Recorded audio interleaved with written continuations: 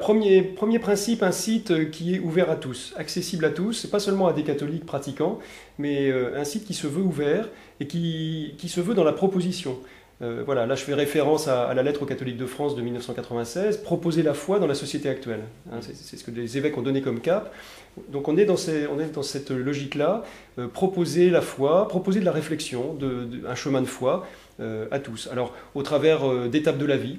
Donc des questions qu'on peut se poser quand on attend un enfant, quand on veut se marier, quand on est dans le deuil, quand quelqu'un est malade auprès de soi, voilà. Donc des questions et puis aussi des propositions de réponses, de liens, de vidéos, etc. Une autre proposition, c'est tout ce qui tourne autour de la prière, des propositions de prière, de lecture de textes, de méditation, de préparation des textes de dimanche prochain. Autre point fort de ce site, ce sera beaucoup de vidéos.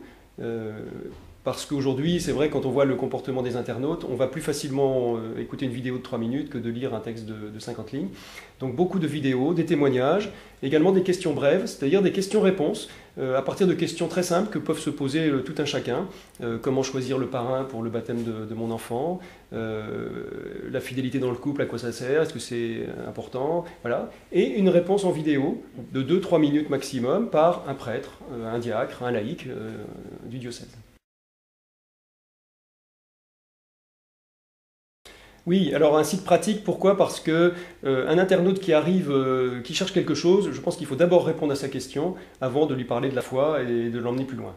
Voilà, donc il faut répondre à la question tout simplement. Donc d'abord trouver sa paroisse, son doyenné. Voilà, j'arrive dans le Loiret, j'arrive dans un village de la Beauce, je ne sais pas où est ma paroisse, mon doyenné. Je trouve facilement à partir d'une carte, d'une liste de communes. Voilà.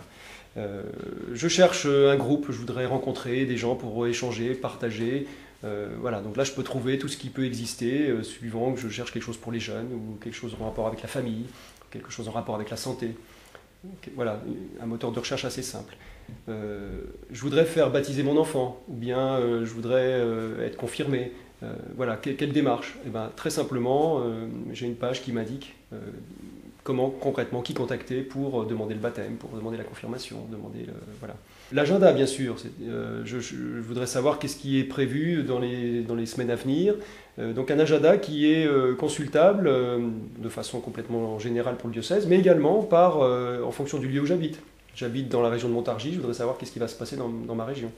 Ou bien par thème, je voudrais savoir qu'est-ce qui est proposé par le service de formation permanente, ou bien qu'est-ce qui est proposé dans le cadre de la famille. Le denier d'église, les chantiers diocésains, voilà. L'église, je le rappelle, ne vit que des dons, et donc on a la possibilité maintenant de donner en ligne avec sa carte bancaire, comme ça existe sur beaucoup de sites, et de façon bien entendu complètement sécurisée.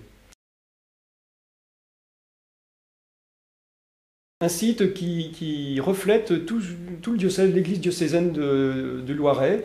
Une église diocésaine, c'est très riche finalement de ses paroisses, de ses doyennés. Hein. Je rappelle qu'il y a 17 doyennés dans le diocèse d'Orléans, mais c'est également riche de beaucoup de mouvements.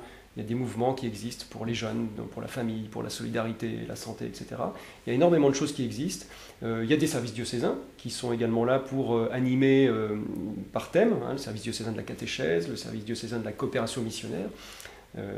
Voilà, l'enseignement catholique, bien entendu, avec tout son réseau d'écoles, collèges et lycées.